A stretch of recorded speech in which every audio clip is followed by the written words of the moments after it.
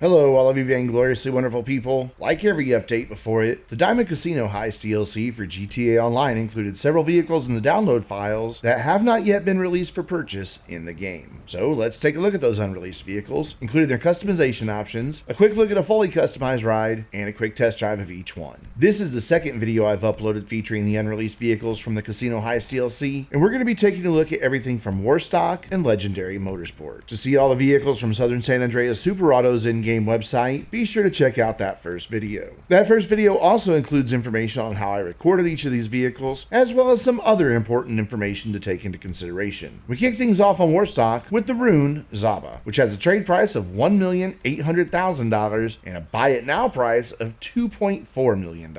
This quirky ATV is definitely unique amongst all the other cars and trucks in this DLC. Featuring a short, boxy body and massive tires, the Zhaba has a look unlike anything else. I've also heard rumor that this thing does incredibly well in water that would kill other vehicles, but I did not get a chance to test that out. What I do know is, for what seems like a pretty straightforward vehicle, you get a ton of customization options to make this thing even more bizarre.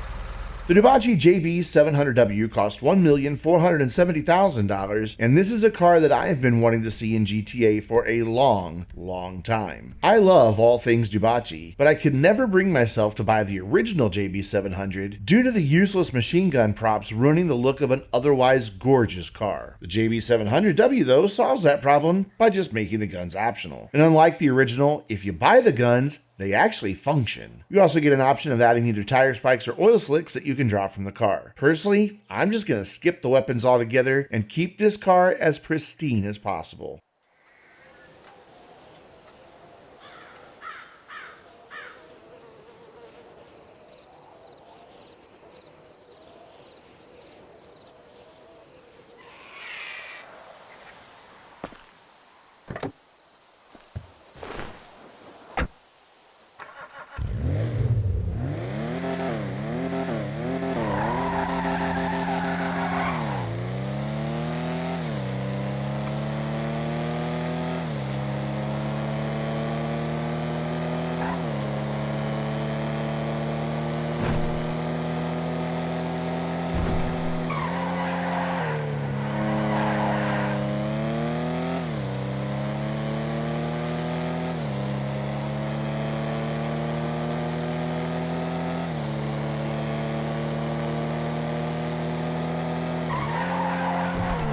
At this point, I should be featuring the Invade Persuade tank, but well, yeah, just look at it. I'm not really sure what was going on here, but it was clearly not having a good time. I almost died laughing when I got out of it and it just kept on driving as if it had a mind of its own. I tried again to get footage of it using a different set of single player PC mods, but well, Rockstar has once again made it impossible to drive DLC cars in single player. That is, of course, until the mods are updated. Sadly, I was also unable to get footage for one of the vehicles from Legendary Motorsport, the Nagasaki Stryder. It simply wasn't available at all on Project Homecoming, and in single player, I was always kicked off immediately after getting on. For both the Stryder and the RC tank, I will upload another video just as soon as the proper mods are updated that allow me to actually drive and modify them. In the meantime, Foxy Snaps has a great video up on YouTube featuring the Invaded Persuade tank, so you can go check that out.